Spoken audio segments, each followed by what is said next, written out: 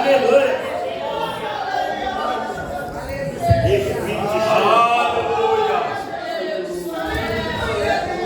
Meus irmãos, a paz do Senhor. Amém. Deus seja louvado nesta noite, com sua presença entre nós.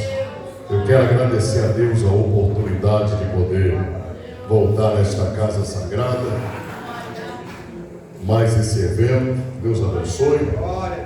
Eu quero louvar a Deus pela oportunidade de poder rever os irmãos aqui de Cerâmica. Muito obrigado, pastor Gerson, pelo honroso convite. Rever os irmãos aqui, nosso dirigente, muito obrigado. Essa forma carinhosa, o Senhor nos recebe. Deus abençoe. Muito obrigado. Bom Rosenberg, sua esposa. A você que está aqui, eu tenho uma boa notícia para te dar. Jesus só está aqui porque Ele sabia que você viria esse culto nessa noite. Jesus marcou um encontro muito especial com a sua vida. Celso, Deus te abençoe. Bom te ver. Deus abençoe. Eu peço perdão aos irmãos pelo horário. Eu estive aqui, todas as vezes que eu estive aqui, eu vim com o pastor Gerson. E quando a gente vem com o pastor, a gente não erra o caminho. Eu vim sem o pastor Gerson, hoje errei o caminho. Fiquei rodando aí, graças a Deus, o irmão Alex, nosso companheiro, nos trouxe. Ele conhecia bem a região, mas mesmo assim eu precisei aí da localização. Ficamos rodando aí. Foi bom que eu conheci o lugar, né? Foi bom, né? Não gostei não. Foi mais um lugar, mas foi bom, conheci o lugar. Muito bem, Deus abençoe. Mas nunca mais, viu, pastor Gerson? Viva o Senhor, viva a tua alma, que eu vou te deixar dele. Quando vier para a Cerâmica, eu vou vir com o pastor Gerson. Muito bem, meus irmãos, eu quero compartilhar com você a palavra de Deus nessa noite. Eu vou te convidar para você abrir a sua Bíblia no primeiro livro dos Reis, capítulo de número 19. Os irmãos lá de Vila Brasil, na pessoa do seu dirigente, Deus abençoe, bom revê-los. Deus abençoe. Espero que vocês não estejam enjoados de mim, se vão me ouvir de novo. Glória a Deus. Primeiro livro dos Reis, capítulo de número 19. Vamos ler alguns versículos, relembrar essa história. E eu tenho certeza que Deus tem algo de muito especial para tratar com a sua vida nessa noite. Glória a Deus. Aleluia. Primeiro livro dos Reis, capítulo de número 19. Nós vamos ler a partir do verso 1, os 7 primeiros versículos do capítulo 19. Primeiro Reis 19, verso 1 em diante. Se já podemos ler, você diz aí um bonito amém. Amém. Diz a Bíblia Sagrada: E Acabe fez saber a Jezabel tudo quanto Elias havia feito, como totalmente matara todos os profetas à espada. Então Jezabel mandou um mensageiro a Elias a dizer-lhe: Assim me façam os deuses e outros tanto, que de certo amanhã a estas horas não puser a tua vida como a de um deles. Porque vendo ele, levantou-se e, para escapar com vida, se foi e veio a Berseba, que é de Judá. Deixou ali o seu moço. E ele se foi ao deserto, caminho de um dia. Veio e assentou-se debaixo de um zimbro. E pediu em seu ânimo a morte, e disse: Já basta, ó Senhor. Toma agora a minha vida, pois não sou melhor do que meus pais. Verso 5. E deitou-se e dormiu debaixo de um zimbro. E eis que então um anjo tocou e disse-lhe: Levanta-te e come. E olhou, e eis que à sua cabeceira estava um pão cozido sobre as brasas e uma botija de água. Comeu, bebeu e tornou a deitar-se. E o anjo do Senhor tocou segunda vez, tocou e disse: Levanta-te e come, porque muito comprido te será o caminho. Por favor, volte lá no verso de número 5. Vamos ler novamente apenas o versículo de número 5 em alta voz. Vamos lá, todos juntos, 1, 2, 3. E deitou-se e dormiu debaixo de um zimbro, e eis que então um anjo tocou e lhe disse: Levanta-te e coma. Amém. Deus te abençoe. Podeis assentar. Glória a Deus. Deus seja louvado nesta noite. por sua presença entre nós nesse lugar. Glória a Deus. Meus irmãos, eu quero relembrar essa história convosco nesta noite. Temos lido nesta noite o capítulo 19 do primeiro livro dos Reis. Capítulo 17, capítulo 18, capítulo 19 vai nos tratar a respeito de uma das cenas mais extraordinárias escritas nas páginas sagradas da Bíblia. Um duelo entre um homem versus uma multidão. E aqui, quando nós lemos o texto que fala a respeito do profeta Elias, nós vemos de forma clara que um com Deus sempre será maioria em qualquer circunstância. Quando nós lemos o capítulo de número 16, a Bíblia Sagrada vai dizer que aparece na história um rei chamado Acabe. Acabe, ele se apresenta para reinar, administrar e reger a nação de Judá. Acabe, ele é descrito de forma muito resumida, logo nesse capítulo, como sendo um dos piores reis que a nação já havia o recebido. Ele reina por um período de 22 anos. E como se não bastasse, Acabe sendo considerado um dos piores reis da sua geração, Acabe contrai matrimônio com uma mulher que não deveria ter casado, uma mulher má, uma mulher oprimida, uma mulher terrível, uma mulher fria, uma mulher calculista, uma mulher endemoniada cujo nome era Jezabel. Jezabel é uma mulher que se destaca na história como sendo aquela que leva a sua nação à adoração de um deus pagão chamado Baal. Baal, ele era cultuado, ou foi cultuado por este casal de reis como sendo o Deus da fertilização, o Deus que quando a chuva caía sobre a terra, fazia a erva brotar, dando assim para o povo mantimento, pão na mesa. Quando isso acontecia, eles atribuíam esta dádiva a Baal, eles glorificavam a Baal pelo alimento que agora chegava à mesa. Eles fazem de tudo para colocar Baal em destaque. Está totalmente proibido todo tipo de adoração a qualquer outro Deus que não fosse Baal. Baal é o Deus da fertilização masculina. Jezabel implanta na história deste culto pagão um segundo Deus, a deusa Acera, ela é a deusa da fertilização feminina. Agora eles colocam este casal de deuses para serem adorados sobre a nação de Israel. A nação acaba se esquecendo do verdadeiro Deus. É neste momento que Deus levanta um homem chamado Elias. Elias aparece na história. E Elias, ele é direto, objetivo, curto e grosso. Elias não é um tipo de profeta que chega para poder arrebanhar multidões. A história vai dizer que Elias se apresenta de forma direta e objetiva ao rei. E ele transmite uma mensagem muito direta ao rei, dizendo: olha, assim diz o Senhor, em cujo a presença eu estou. Não tem Baal, não tem Acera, não tem nenhum Deus, senão segundo a minha palavra, a partir de hoje, não chove mais sobre esta terra. Elias profetiza, Acabe sente um impacto muito grande, e Elias agora sai de cena. A Bíblia Sagrada afirma que Elias profetiza, e de forma que Elias profetiza, durante 3 anos e meio, o céu reteve a chuva. Agora, durante 3 anos, o povo está vivendo uma sequidão sem precedente. O céu não caía chuva, logo a terra não produzia, e se a terra não produzia, faltava alimento, não tinha colheita. O povo está vivendo um período de escassez muito grande. Acabe e Jezabel estão preocupados porque na medida que o tempo passa, o povo vai sofrendo com a escassez, com a falta de fome, os animais estão morrendo.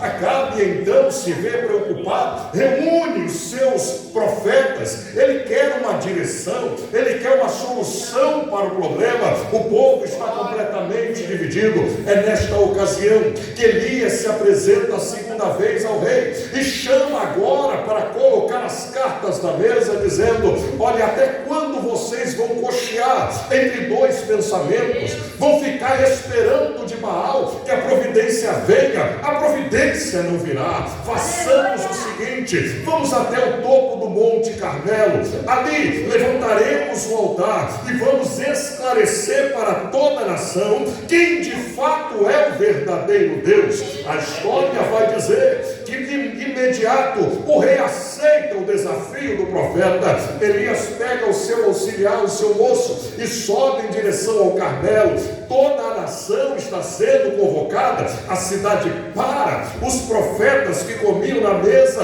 de Acabe e Jezabel são convocados, os profetas que adoravam a Sera são convocados. São quase um total de quase 900 homens que estão agora se reunindo para duelar contra o profeta Elias. Chegam no lugar, o profeta está diante da nação. De um lado estão os profetas representantes do rei, do outro lado está apenas Elias, o seu moço. E Elias é taxativo em dizer: olha, preparemos aqui então um local, façam a adoração de vocês e vamos fazer o seguinte: vocês clamam pelo vosso Deus, eu vou clamar pelo Deus que eu sirvo, e o Deus que responder com fogo será definitivamente o verdadeiro Deus digno de adoração. Todo o povo de imediato, olhando o menor número, aceita o desafio do profeta. Os profetas de Baal começam então o seu culto, a sua adoração, começam então a oferecer o seu sacrifício. Eles estão com o altar ali preparado e clamando: Baal, manda fogo, Baal, manda fogo. As horas vão se passando e absolutamente nada acontece. Elias, cansado de esperar, dá um incentivo a eles, dizendo: ei, clame mais alto, vocês estão clamando baixo demais, clamem com mais veemência, afinal de contas ele é um Deus. Ele não está atendendo vocês no momento porque por certo está muito ocupado, mas continue insistindo, quem sabe ainda não acontece alguma coisa. Eles ouvem a afronta do profeta, mas não podiam dizer nada, afinal de contas Baal não respondia. Começam então a se retalhar até os seus corpos sangrarem, derramando o próprio sangue sobre o altar, na expectativa de ver alguma coisa acontecer. Quando já as horas estão passando e a tarde está se iniciando, quando eles percebem que o povo está completamente desanimado, de repente do meio deles levanta alguém, começa a profetizar em nome de Baal, dizendo: olha, assim diz Baal, continue clamando, e eles insistem em clamar, até que Elias põe um ponto final naquele circo todo. Eles chegam: pai, chegou o momento de nós chegarmos à seguinte conclusão: não existe Deus como Deus de Israel. Façamos o seguinte, vamos preparar o altar do Senhor, me ajudem aqui a preparar. O altar está alinhado, está completo, o altar está montado. Elias então manda colocar a lenha sobre o altar, agora manda colocar os sacrifícios sobre o altar, e agora depois voltar completamente preparado. Elias manda trazer os cântaros de água, coloque água sobre o altar, coloca o primeiro canto. Dessa segunda vez, eles encharcam o altar pela segunda vez, coloca a terceira vez, eles colocam a água pela terceira vez. A água está correndo, a água está empoçada em volta do altar, o altar está encharcado de água. E Elias faz o seguinte convocação: chegai-vos a mim.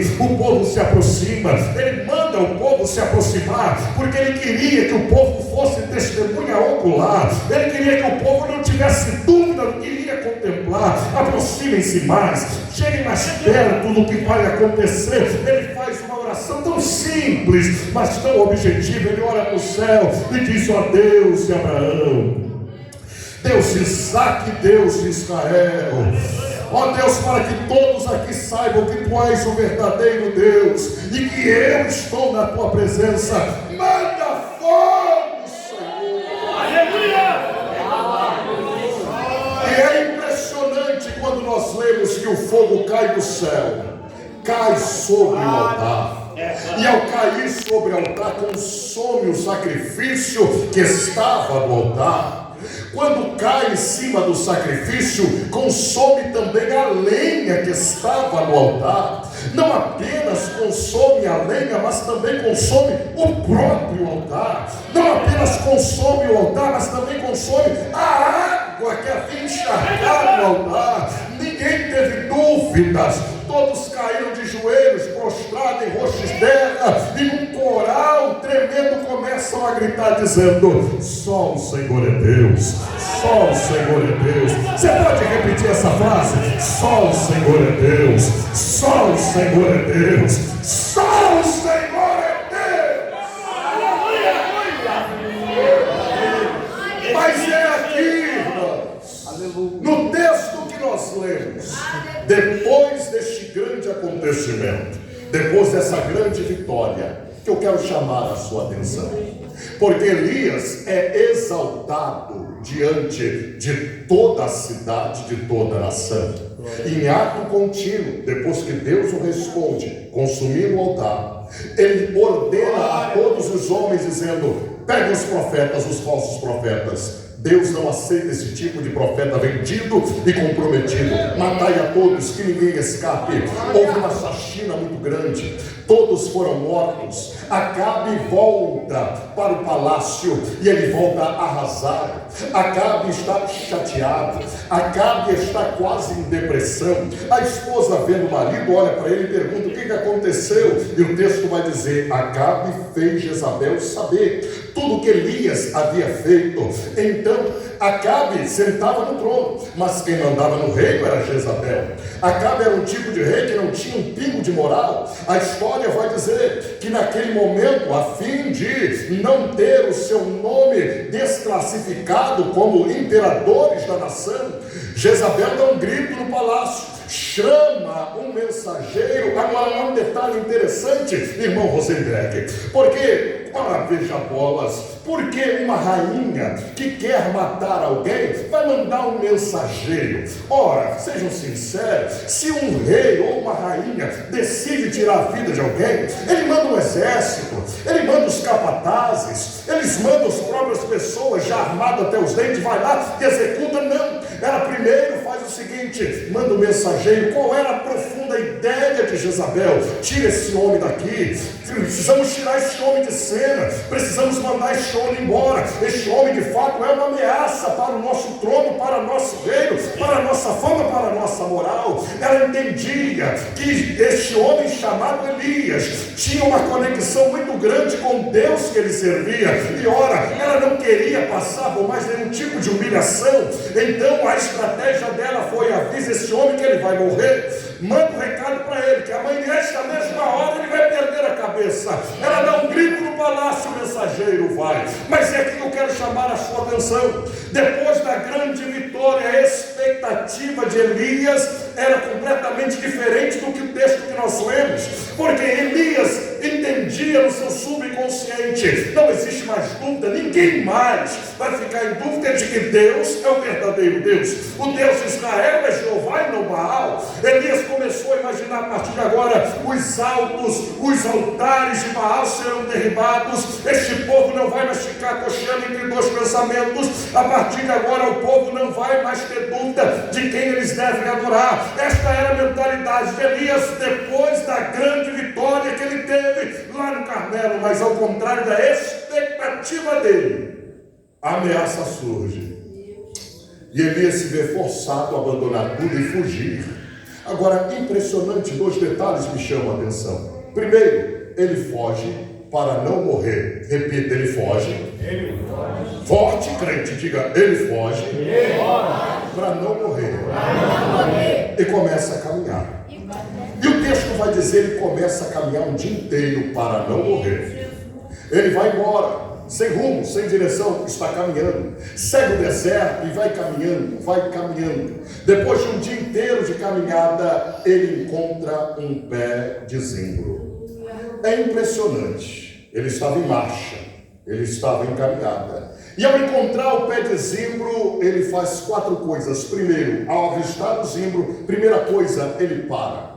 Não satisfeito de ter parado, ele senta. Não satisfeito de ter sentado, ele deita. Não satisfeito de ter deitado, ele dorme. Elias, depois de sair por conta própria, viajar por conta própria, abandonar tudo por conta própria, porque é válido lembrar, Elias não fugiu atendendo a ordem de Deus. Ele saiu por conta própria. tomou sua própria decisão de abandonar tudo, jogar tudo, depois de uma grande vitória. Elias se decepcionou. E decepcionado, ele toma a sua própria decisão de virar as costas para tudo que Deus o havia escolhido para fazer. Por causa da grande decepção, Elias jogou tudo para o alto. Por conta própria, Elias fugiu.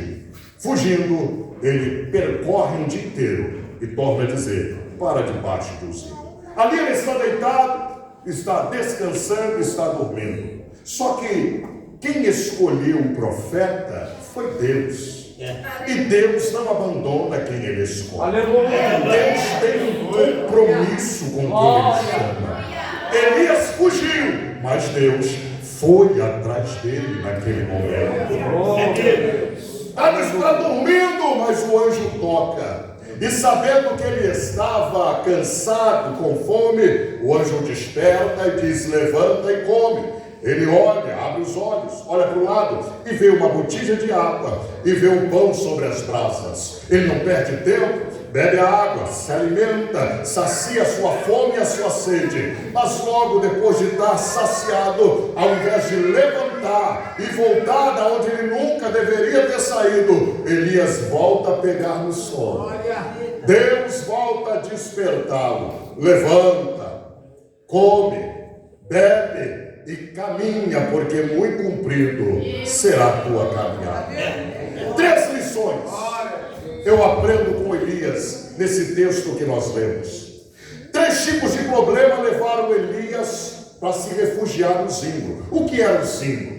Zimbro era um arbusto muito alto, chega a passar de 4, 5 metros de altura. É uma das poucas árvores que ainda dão sombra em meio a terra áridas e secas. Zimbro é uma árvore que existe até o dia de hoje nos grandes desertos. Elias encontra refúgio no zimbro porque percebe: a caminhada é muito longa e cansativa, eu preciso descansar. Foi o lugar que ele desejou parar e jogar tudo para o alto. Agora, detalhe, eu pedi para os irmãos se reproduzir. Ele foge para não morrer, mas quando se abriga debaixo do zimbro, a primeira coisa que ele faz é pedir a morte a Deus. Porque agora ele está relaxado debaixo do zimbro. Ele agora está debaixo de uma sombra descansando.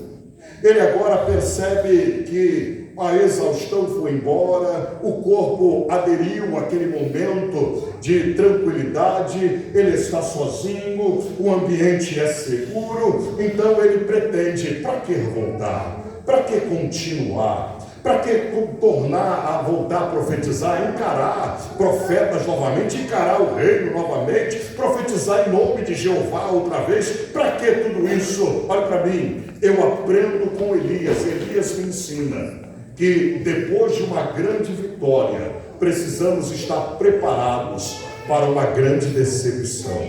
Depois de uma grande vitória, precisamos estar preparados para uma grande decepção. 3 tipos de problema levaram Elias para debaixo do zimbro, e isto acontece conosco. A primeira coisa que levou Elias a se refugiar debaixo do zimbro foi a perseguição. A rainha decretou a morte dele, ele está sendo perseguido, teme pela sua vida. A segunda coisa que leva Elias a se refugiar debaixo de um zimbro é a frustração. A frustração depois de uma grande vitória. Ei, irmãos, veja se isso já não aconteceu com você. Quantas vezes ao longo da sua caminhada cristã você já não se sentiu frustrado porque suas orações não tiveram o resultado que você tanto esperou? Você lembra? Você orou para Deus curar, Deus recolheu. Você orou para ser promovido no trabalho, de repente você foi demitido. Você orou para que a porta se abrisse, a porta não se abriu. Você orou para que a prosperidade acontecesse, nada aconteceu.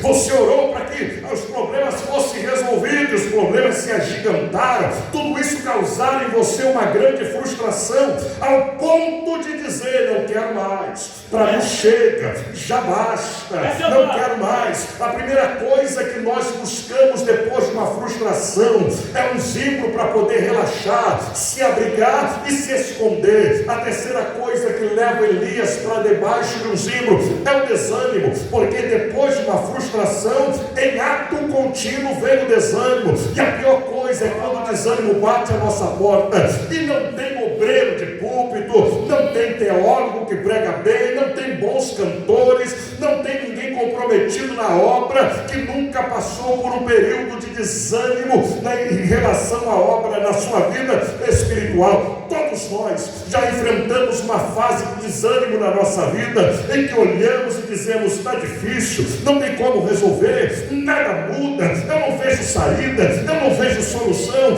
Quantas vezes você tentou orar e não saiu voz para orar? Quantas vezes você pegou a Bíblia na expectativa de, ao abri-la, ver Deus falar com você através da palavra e nada aconteceu? Quantas vezes você foi no culto, convidado por alguém te incentivou dizendo: olha, vamos lá, tem um irmão que é uma bênção, ele profetiza, Deus o usa em revelação, e você foi, e ao chegar lá você percebeu, de fato, o irmão revelou, o irmão profetizou para todo mundo menos para mim.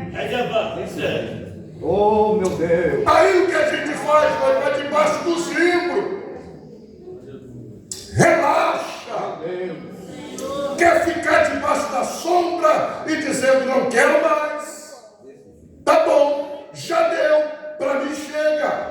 Só que olhe para o texto, a Bíblia diz que Elias decidiu parar, mas Deus foi atrás dele. Porque uma coisa é você querer parar, outra coisa é você ter autorização de Deus para parar. Uma coisa é você desejar jogar tudo para o alto, outra coisa é Deus te dar autonomia para escolher quando é que você vai parar. Uma coisa é você bater o pé e dizer: não faço mais parte desse departamento. Outra coisa é Deus olhar para você e perguntar: quem autorizou você tomar esta decisão? Lembra de Jonas? Deus mandou ir para Nínive por conta própria. Jonas foi para Tarso. O que aconteceu? O vento soprou. Ei, irmão, percebeu? Tem vento que chega na nossa vida. É Deus trazendo a gente de volta na direção certa. Sai debaixo do zimbro. Deus não mandou você parar. Levanta, come, caminha. Muito comprido é a tua caminhada.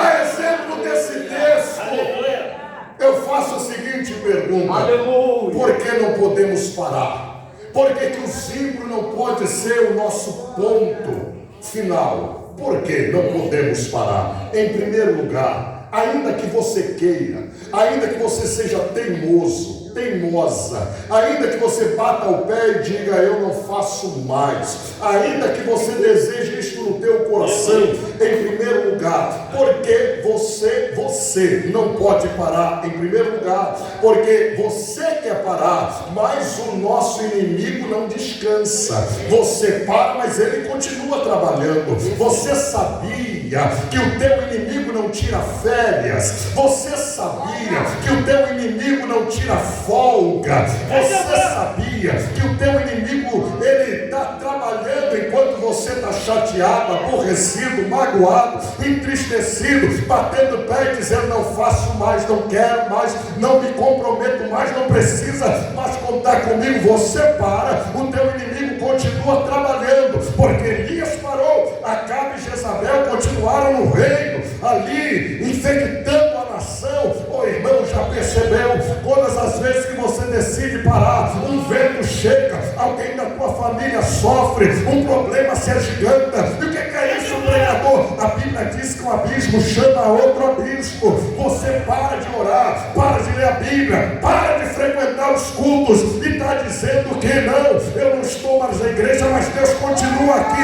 É impossível, meu filho. O soldado não está dentro do quartel. Você tem que entender, a Bíblia Sagrada é clara: quanto mais nos aproximamos de Deus, mais Deus se aproxima aproxima de nós. E quanto mais nos afastamos de Deus, mais Deus se distancia de nós. Ei, vai valer a pena ficar longe de Deus com todo o problema que você tem na vida. Entenda, você não pode parar. O diabo continua trabalhando enquanto você está parado. Ele está usando crente, ele está usando familiares, ele está usando os problemas da vida para te destruir, para acabar com você. E grave isso e não esqueça, tem muita gente iludida na igreja, dizendo assim: o diabo está furioso comigo, ele quer me tirar do conjunto, ele quer me fazer parar de tocar na igreja, o diabo não quer que eu cante mais. Deixa de ser bobo, irmão. O que é para o diabo parar de você tocar na igreja, cantar na igreja? Isso não é nada para Satanás.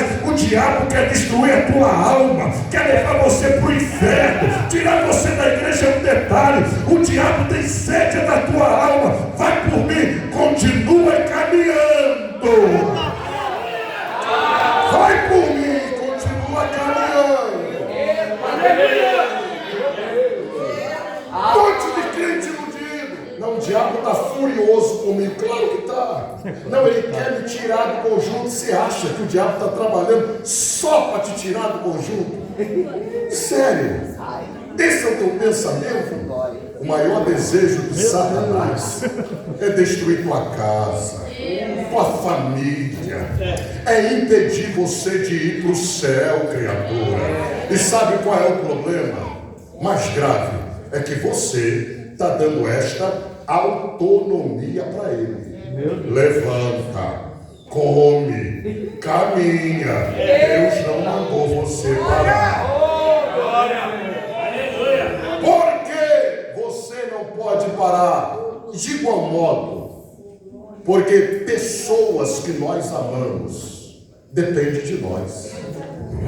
Irmã, seja sincero. Olha aqui pro negão aqui, seja sincero. Mata a minha curiosidade. Você caminhando, indo para a igreja, dizimando, servindo a Deus, o problema está grave, a luta está grande. Agora, imagina se você parar. Você sabe por que o diabo não destruiu a tua casa, a tua família, o teu barco ainda não naufragou? Porque mesmo com pouca força, você ainda está caminhando, está insistindo, está dando espaços, está orando. Ah, mas se você parar, vai dar ruim. Vai dar ruim. Veja quantas vezes Satanás já não tentou entrar na tua família e fazer arruaça.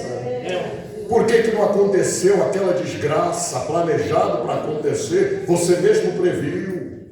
Por que mesmo no mundo Deus ainda está dando livramento? Por quê? Veja se não é por tua causa. Veja, você é tão fraquinho do jeito que você é. Veja se porventura os 2 minutos de orações que você tira, os 2 minutinhos de oração que de vez em quando você ainda tira, veja se por acaso não é Deus. Se você parar, esse barco afunda. Deus nos chamou para mudar vidas. Deus levantou Elias para mudar a nação de Israel. Deus levantou você para mudar a situação e a vida de alguém. É por tua causa que essa casa está de pé, criatura. Rabaia, andaraia, baixaia,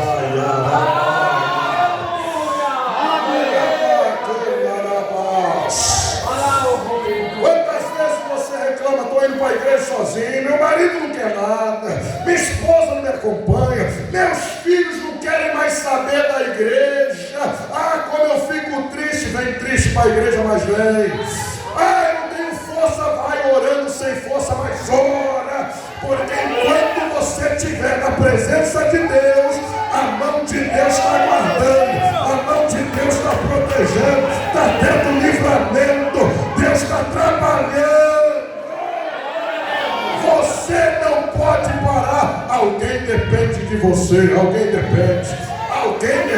Enquanto eu estou pregando aqui, você está lembrando de falando, levanta a mão assim, assim, abre a tua boca e glorifica o nome do Senhor.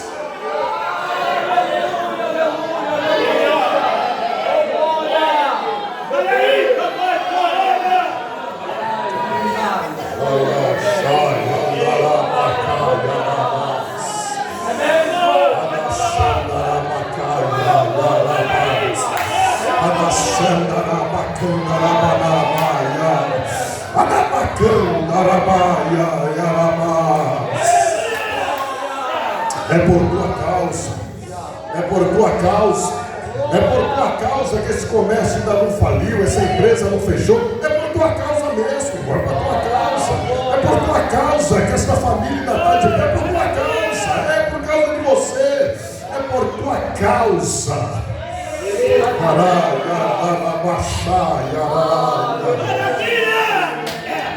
Em terceiro lugar, porque não podemos parar. Em terceiro lugar, gravíssimo, não esqueça. Sabe por que você não pode parar? Porque nessa guerra, nesta batalha que você está enfrentando, quem tem que ser derrotado não é você, é o teu inimigo. Você está numa guerra para perder? Você está numa batalha para ser vencido? Você está na luta para ser derrotado? Você não pode desistir, não pode parar. Sai debaixo do zimbro, porque quem tem que ser derrotado nesta batalha não é você, é o teu adversário. E no nome de Jesus ele vai cair. Ele vai cair. Pregador, mas coisa muito séria. Eu às vezes não encontro força. Oh, irmão, não faltou providência para Elias. Não vai faltar providência para você. Não vai. Deus foi atrás de Elias e providenciou o que ele necessitava. Fique tranquilo, Deus está indo ao teu encontro e ele está providenciando o que você precisa. O que você está precisando? Estou precisando de graça, receba graça. Estou precisando de ajuda, receba ajuda nessa noite. Estou precisando de autoridade, recebe autoridade. Estou precisando de poder, recebe poder. Estou precisando de socorro. Deus é socorro bem presente na hora da angústia. Ele está contigo. Não faltou providência para Elias, não vai faltar providência para você. Só saia debaixo desse zimbro, levanta, come e caminha, porque Deus não te mandou parar. Aleluia! Glória a Deus! Glória a Deus! Quantas vezes nós queremos agir por conta própria? Quantas vezes? E é nessa hora que a gente quebra a cara. É nesta hora, quando tomamos as nossas próprias decisões, que tudo dá errado. Deus ensinou algumas lições a Elias. Depois dele comer, beber, se levantar e continuar caminhando, ao invés de voltar, Elias vai para um topo de um monte chamado Horebe. Quando ele chega na Horebe, mesmo monte onde Deus se manifestou ou se apresentou a Moisés, ele encontra uma caverna. Dentro da caverna ele entra e fica lá dentro. E Deus vai apresentar-se a ele de novo e vai perguntar a ele: você está fazendo o que aí? Aleluia! O que você está fazendo aí, Elias? Aí ele, chateado ainda, aborrecido, vai dizer: Senhor, o senhor acha que eu fugi por minha causa? Eu fugi por tua causa. Eu estou aqui para preservar o que é seu, Senhor. E Deus está perguntando: mas como assim? Se eu não fujo, eu também morro. Porque Acabe e Jezabel mataram todos os seus profetas. E se eles me matarem, o Senhor não tem mais representante, não tem mais profeta. Elias, completamente iludido, achando que só porque ele orou e fogo do céu caiu, ele era o único que Deus havia levantado. Deus precisa ensinar lições a muitos Elias nos nossos dias, porque tem muita gente iludida na igreja. Não, se eu não estiver na direção, não fica bom. Não, se eu não pregar, olha, ou se eu soubesse, eu deveria ter pregado. Não, se eu não colocar, mas por que eu tinha que estar? Não tem nada a ver, aquela irmã na frente, olha, não tem nada a ver, pare com essa história. Deus ensinou uma coisa que Elias precisava aprender. Elias, deixa eu te dizer uma coisa. Você acha que é o único profeta perseguido na terra? Você acha que é o único profeta que precisou se esconder? Você acha que é o único profeta que é alimentado com pão e água? Ô Elias, aprenda uma coisa: se você não quiser, eu ainda tenho 7.000 opções para usar. Você não quer? Tem certeza que você não quer? Eu ainda tenho 7.000 guardado, reservado, à minha disposição. 7.000 joelhos que ainda não se dobraram diante de Baal. Pense com carinho. Você não quer? A vez vai passar. Ei, aprenda uma coisa: Deus está dizendo: levanta, come e caminha. Mas se você não quiser caminhar e continuar na caverna ou debaixo do zimbro, Deus vai fazer com você o que fez com Saul. Deus tira Saul do trono, pega um menino e coloca no lugar para reinar. Deus vai fazer com você o que fez com Eli. Deus tira Eli da posição, pega um garoto sem experiência chamado Samuel e coloca ali para botar no lugar dele. Ei, irmão, pare de ser bobo, de achar que isso acontece porque você está fazendo. Seja glorificando o nome do Senhor na posição que você está. Tudo é para Deus, a honra é para Ele, a glória é para Ele. Você só está onde está pela misericórdia de Deus. Você só canta bem porque Deus te permite. Você só prega direitinho porque esta é a vontade de Deus. Se Deus puxar a tomada. Mas eu gosto desse hino. Ah, se Deus puxar a tomada.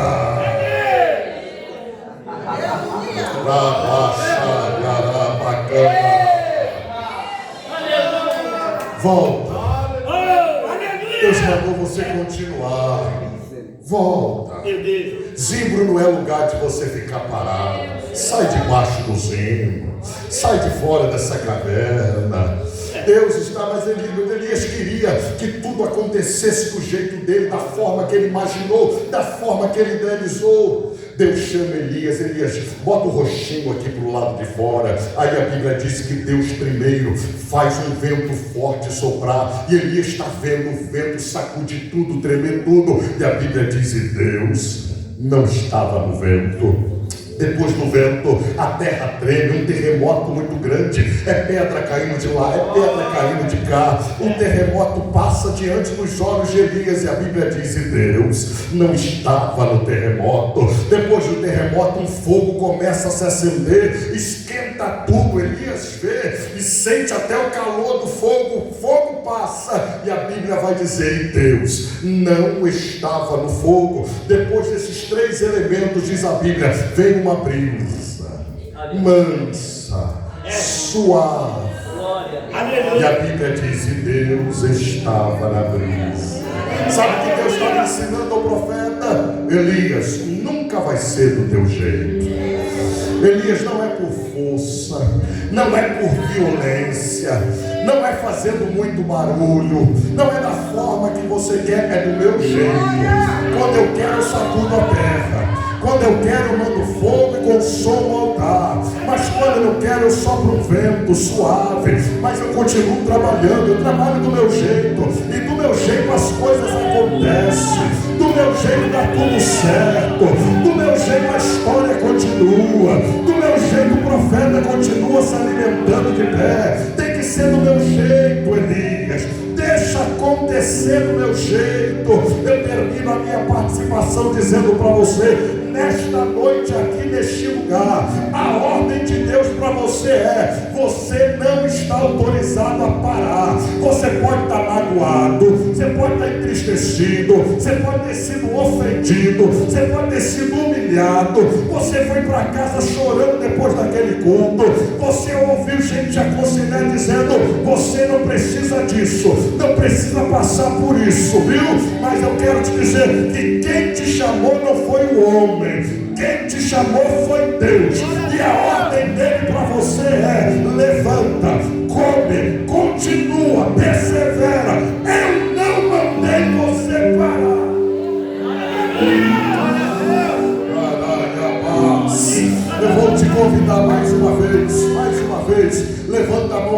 assim. Abra a tua boca, glorifica o Senhor. E glorificando o Senhor, fique de pé. Fique de pé nessa noite, fique de pé. Fique de pé, fique de pé.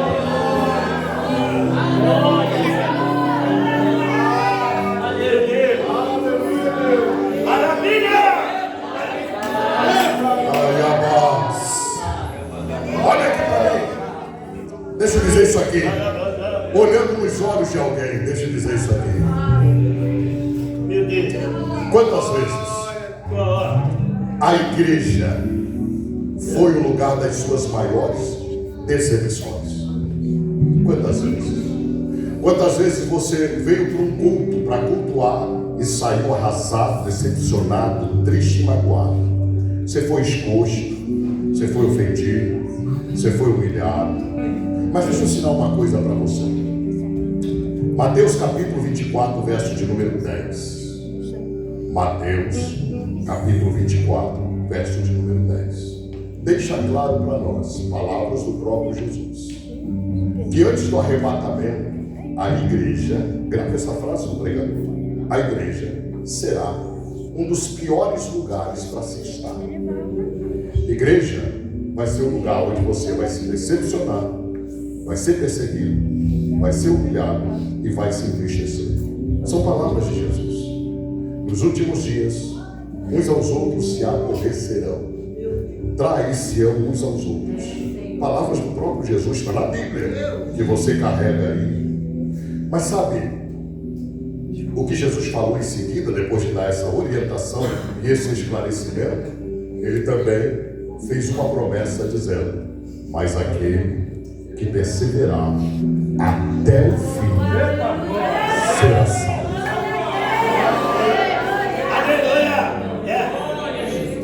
Você tem duas únicas opções: parar, porque descobriu que a tua igreja não é o céu, ou continuar entendendo que mesmo triste, chateado dentro da igreja, você não tem autorização de Deus para parar. Você só tem duas únicas opções: jogar tudo para o alto como Elias e procurar um zimbro para deitar e descansar, pedir a morte como ele fez, ou ouvir a voz dele dizendo: levanta, come e caminha. Existem só dois tipos de igreja. Quantos tipos? Quantos tipos? Grave isso. Só existem dois tipos de igreja. Quais são, pregador? A igreja do sonho e a igreja da realidade. Qual a diferença, pregador? Simples. A igreja do sonho é aquela que eu insisto em acreditar que ela existe. Minha igreja é uma igreja perfeita. Todo mundo se ama. Só tem crente santo lá. Não tem fofoca na minha igreja. Não tem pecado na minha igreja. Não tem ninguém errado na minha igreja. Esta é a igreja do sonho. Conhece a igreja da realidade? Você conhece? Eu congrego nela. Eu congrego na igreja da realidade. Agora, não deixe de me amar, por favor. Sabe por que a tua igreja não é perfeita? Porque você congrega nela. Você faz parte dela. E ó, uma recomendação e um conselho: se porventura, a nível de Google, você encontrar uma igreja perfeita, por favor, não entre nela. Não vá visitar esta igreja. Não faça isso. Não vá. Não vá. Porque onde está o maior defeito da igreja? Está no Deus da igreja? Está no Deus que se cultua na igreja? Aonde está o maior defeito dentro da igreja? É só você se olhar no espelho e você vai ter resposta para essa pergunta. Porque você pode ser muito santo, mas tu é um crente muito chato. Você pode ser um crente aparentemente perfeito, mas Deus te conhece, sabe que você pisa na bola. Deus te conhece. Quer uma igreja perfeita? Fique aonde você está, que em breve nós vamos morar nela. Falta pouco para a gente comigo. Deixa eu ver. Eu vou. Pastor Gerson, eu vou. Persevere. Falta pouco. Não é hora de parar. Não é hora de parar. E ó, meu último conselho para concluir minha participação. Sabe, essa chateação que você está sentindo ultimamente, a ponto de dizer assim: não, eu sei que eu estou errado. Eu sei que eu estou errado. Mas em compensação, na minha igreja tem gente mais errada do que eu. Não, eu sei que eu não deveria estar fazendo isto, ou deveria estar desse jeito, eu sei, mas em compensação, naquela congregação, eu conheço fulano, beltrano, ciclano, que está errado, está assim, está assado. Não é assim que você fala de vez em quando? Agora olha para mim, escute isso, grave para nunca mais esquecer. Deus não vai cobrar a você os pecados de ninguém. Você vai prestar contas a Deus pelos seus próprios pecados. São os seus próprios pecados que você vai pedir contas a Deus. Nós vamos cantar. Olha aqui para mim, na frente desse altar. Glória a Deus. Tem uma mesa espiritual e ela está posta aqui na frente desse altar. Está aqui. Em cima dessa mesa agora está sendo servido graça, ajuda, socorro, vitória, paz, cura da alma, cura da mente, cura do corpo. Está tudo aqui, ó, em cima desta mesa. Os anjos de Deus não vão sair daqui para te servir aí, na medida da tua fé, de acordo com a tua necessidade. Eu vou te convidar a sair do teu lugar e vir se servir aqui no altar. O que eu vou fazer no altar? O que você vai fazer? Você vai fazer o que Elias deveria ter feito. Você vai se alimentar e vai se manter de pé para continuar caminhando, porque Deus não mandou você parar. Você não está autorizado a parar, não é? Você não tem esta autonomia. Você não tem o direito de parar. Deus não mandou. Deus falou para você continuar. A ordem é para prosseguir, a ordem é para marchar. Vai por mim. Se você parar, vai dar ruim. Vai dar ruim. Se você está pensando em parar, Deus conhece a tua vida e não vai deixar que você fica aí no meio do caminho, sozinho, com vontade de voltar.